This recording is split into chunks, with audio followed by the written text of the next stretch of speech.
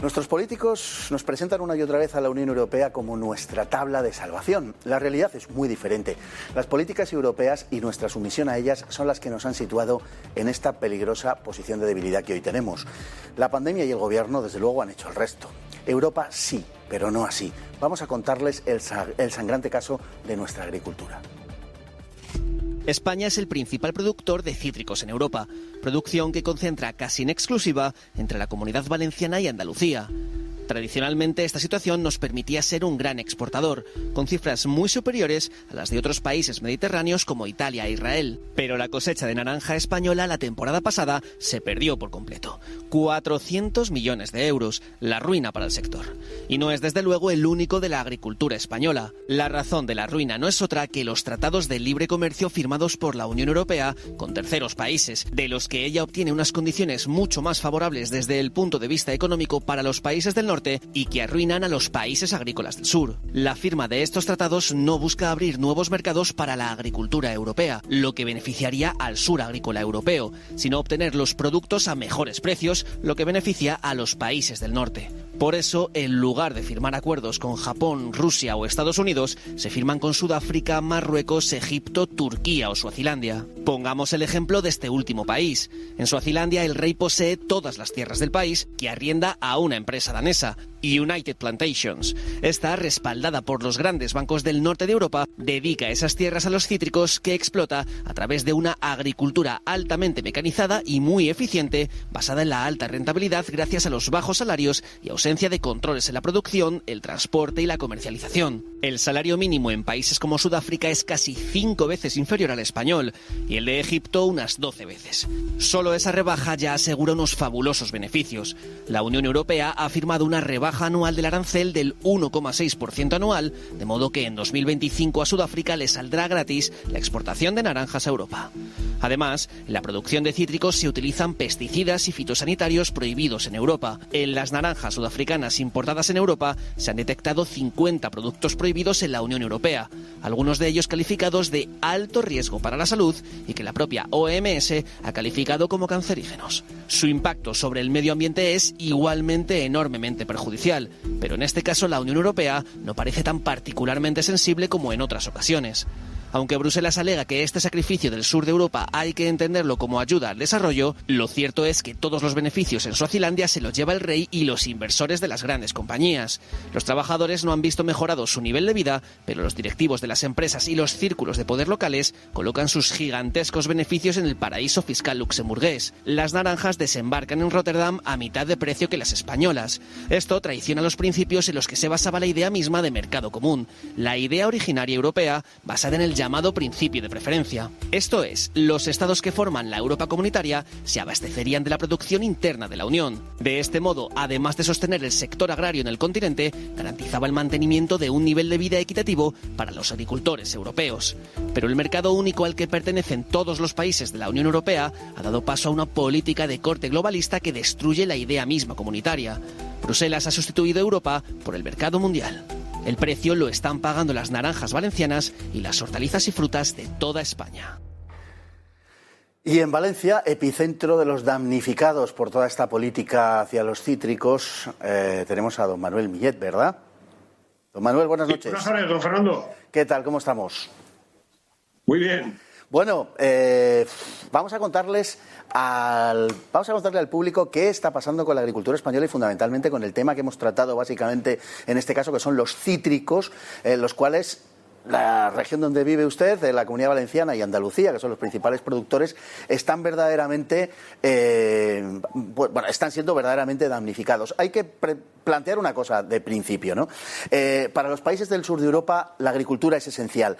Cuando entramos en la Unión Europea las condiciones eran otras. Esas condiciones hoy no se cumplen. El mercado al que nos dirigimos no es ya europeo, es un mercado mundial. Se ha pegado un salto sin consultar absolutamente a nadie y perjudicando abiertamente a los países del sur, a los países agrícolas europeos.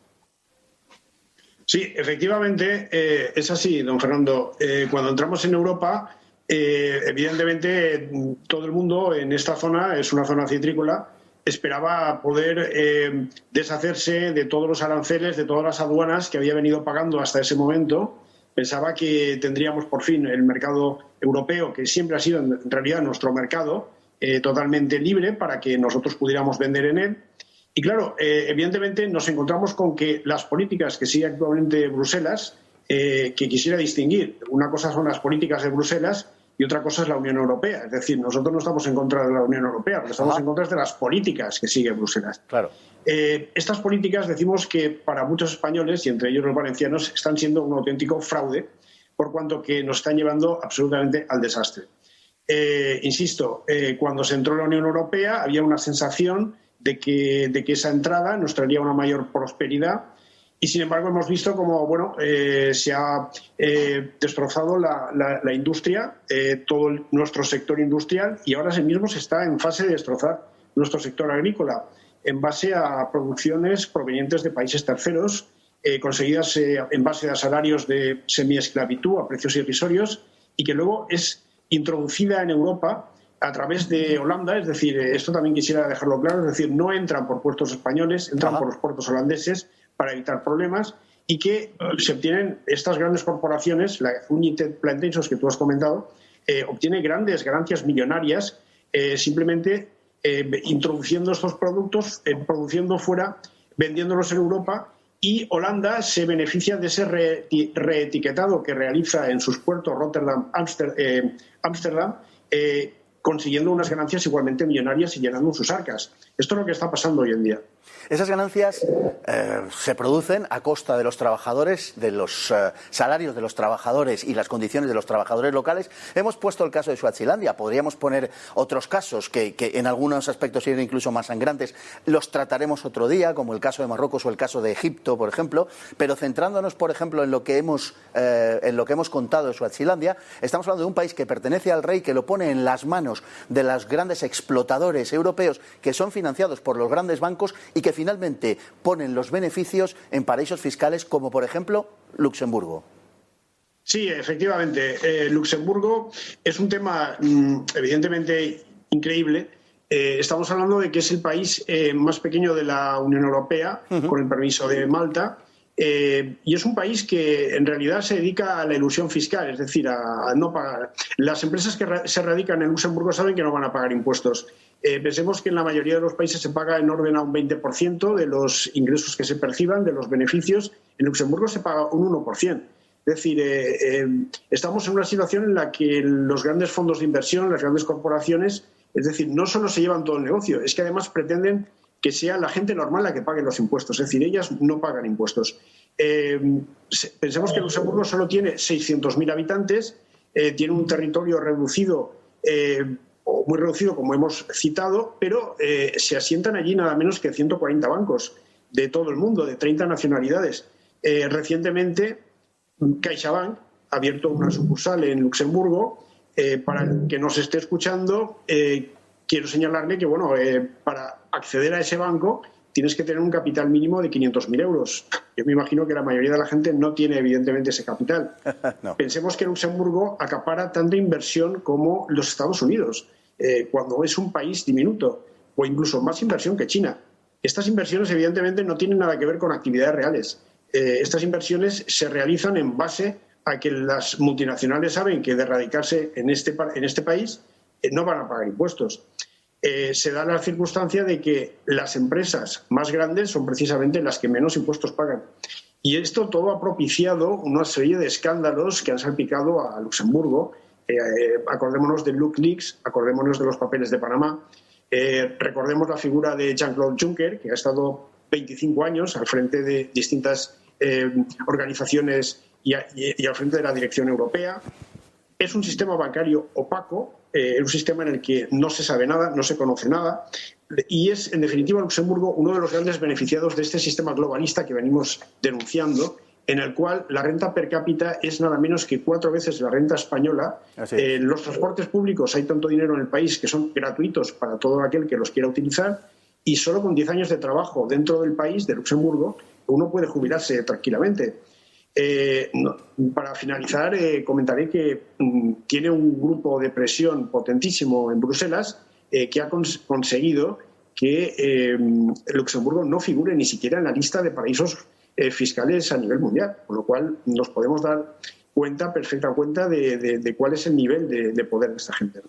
Bueno, Bruselas nos cuenta que los tratados de libre comercio con estos países son una especie, lo presenta como una especie de ayuda al desarrollo, una ayuda, pero es absolutamente falso, una ayuda al desarrollo que pagan los países del sur de los que se benefician o de la que se benefician los países del norte. Es una explotación realmente de los países pobres que además, y me gustaría señalar esto, pone en serio riesgo la salud de los consumidores europeos, porque se ha comentado que se han detectado hasta 50 productos cuyo empleo está prohibido en la agricultura europea, que sí se utiliza que sí se utilizan en la agricultura de esos países, concretamente refiriéndonos a la naranja.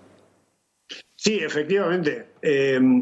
Tenemos una Unión Europea con un sistema totalmente restrictivo, una normativa sanitaria súper exigente, y sin embargo tenemos la paradoja de que esa normativa fitosanitaria, que en fin, para quien no sepa lo que es, rápidamente le explico que es la normativa o las restricciones en el uso de pesticidas. Es decir, en las producciones vegetales evidentemente hay depredadores, se intenta eliminarlos, pero claro, ¿cómo se eliminan estos depredadores? En los países terceros donde se realizan estas producciones no existe ningún tipo de restricción a la utilización de estos pesticidas. ¿Qué ocurre? Que, claro, se utilizan los pesticidas más potentes, más agresivos, más económicos y que resuelvan, en definitiva, el problema que genera ese posible depredador del producto. Pero, claro, esto tiene la consecuencia de que esos productos son altamente cancerígenos. Estamos hablando de productos como el paraquat, el gramoxone, metilacinfos, diomeototato, cloripifirifos, en fin, perdón un poco si no lo digo exactamente, pero no soy un experto químico. El DDT también es otro de los productos que están, en definitiva, prohibidos en la Unión Europea, pero que se introduce a través de los productos que importamos de países terceros y que, como he dicho antes, entran todos a través del puerto holandés de Rotterdam, o prácticamente todos. Los controles fitosanitarios que se realizan en este puerto son prácticamente inexistentes o extraordinariamente laxos, con lo cual es evidente que a pesar de esa normativa que citamos europea súper estricta, al final aquí en Europa nos estamos consumiendo todos esos productos prohibidos en la Unión Europea. En estas circunstancias, evidentemente, no se da el principio de reciprocidad sanitaria que todas las organizaciones agrarias siempre han exigido. Evidentemente, este principio brilla por su ausencia y, en fin, insistir en eso, en que todos estos productos son súper dañinos, extraordinariamente perjudiciales para la salud y que estas sustancias son altamente cancerígenas, dicho nada menos que por la OMS. Nos queda apenas un minuto y medio, pero me gustaría señalar una cosa o preguntarle una cosa al respecto, en fin, hacer una reflexión al respecto de todo esto que estamos contando. Dada la política de Bruselas en estos momentos hacia los países del sur agrícola de la Unión Europea, podemos decir que el futuro de estos países y el futuro, sobre todo del sector agrícola de estos países, está absolutamente negro. Y no es la consecuencia, digamos, de unas políticas aleatorias, sino de unas políticas buscadas. Si no hay futuro, podemos decir que detrás de esto hay un plan en la Unión Europea, en Bruselas, en definitiva, para la destrucción del campo en el sur de Europa. ¿Hay alguna intencionalidad detrás para que, en fin, la gente abandone los campos, abandone el medio rural y vaya a vivir a las ciudades? Lo pregunto porque, si no, no se entiende esta política. Parece que de forma deliberada se quiere destruir la zona agrícola del sur de Europa. Sí, evidentemente, la agricultura es un sector absolutamente estratégico. Pensemos que de los agricultores depende la alimentación de la gente. España somos la octava potencia mundial exportadora en productos agroalimentarios. Podemos decir que estamos todavía vivos en materia agroalimentaria, pero no por mucho tiempo. En esta pandemia ha fallado todo el sistema industrial, es decir, hemos perdido nuestra soberanía industrial. No teníamos mascarillas, las fabricaban en China, no teníamos respiradores, los fabricaban en China. Estábamos peleándonos en China por conseguir una provisión de todos estos enseres que eran necesarios para esta pandemia.